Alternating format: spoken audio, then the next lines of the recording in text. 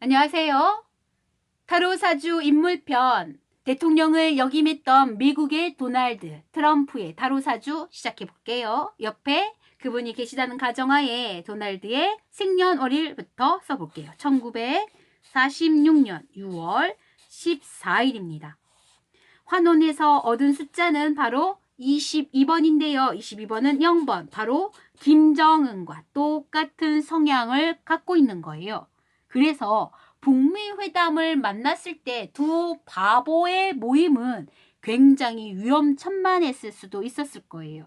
뭔가 두 사람 다 위험을 무릅쓰고 새로운 시도와 새로운 변화를 위해서 만난 건 분명한데 이 바보의 성향이 불쑥 나와서 수가 틀렸다면 이 회담은 핵폭탄 미사일을 누르는 그런 어리석은 짓으로도 갈 수도 있을 뻔했어.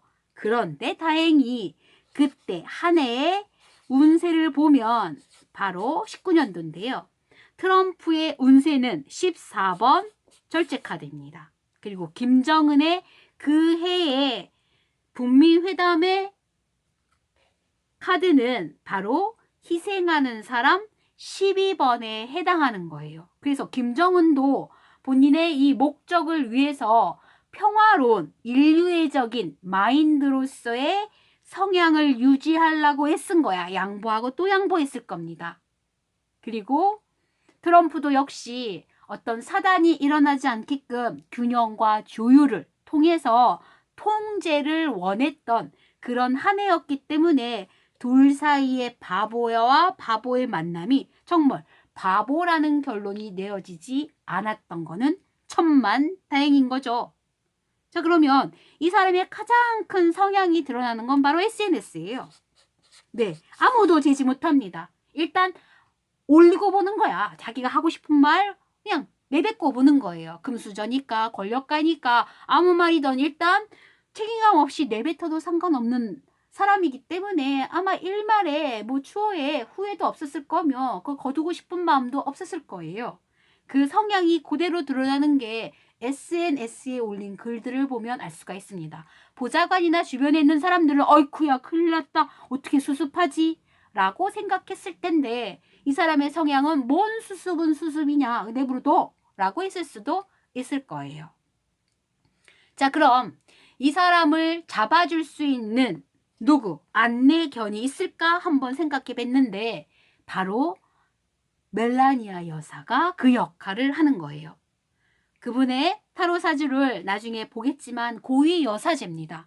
즉 신의 영역으로서의 해안과 성숙한 마인드로서 얘를 바보를 그래 너는 그랬구나 하고 안아주는 성향으로서의 멜라니아 여사의 성품이 이 트럼프를 살린 겁니다. 위험천만의 낭떠러지를 가지 않게끔 안내자의 역할을 충분히 감당하고 있는 거죠. 그걸 볼 수 있는 게 뭐에서 볼 수 있냐면 결혼한 시기에 트럼프의 운명을 보면 알 수 있어요. 결혼을 언제 했냐면 2005년도에 했거든요. 그러면 2005년도에 했을 때 그때 사주를 보면 몇 번이 나오냐면 바로 9번 은둔자 카드가 나옵니다. 김정은이 취임했을 때 최고 지도자로서의 권력의 정점에 오른 그 해에 똑같은 해답의 열쇠를 얻었는데 이 사람은 언제 얻은 거냐면 대통령 재임이 아니고요. 취임했을 때가 아니고요. 뭐 했을 때냐면 바로 멜라니아와 결혼했을 때야. 그러니까 그때 해답의 열쇠를 찾은 거예요. 그러니까 아내의 말 들으면 하나 나쁠 게 없다는 이 속담이 있어요. 그러니까 꼭 트럼프 본인은 뭘 해야 된다? 아내 말 들어야 돼요.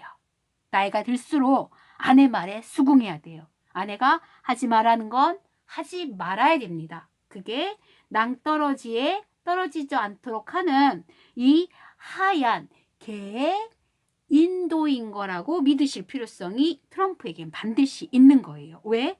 그분이 결혼한 그 해에 얻은 카드가 바로 인생의 지표가 될 만한 해답을 찾은 그 해이기 때문입니다. 그래서 본인은 멜라니아 여사와의 마지막 인생에 있어서의 화합점을 반드시 찾아야지만 편안한 인생으로 갈 거예요. 그러나 그럼에도 불구하고 바보 카드는 본인 성향 자체가 바보야. 그런데 내재단 깊숙한 내 마음 저쪽 무의식의 저편도 역시 바보야.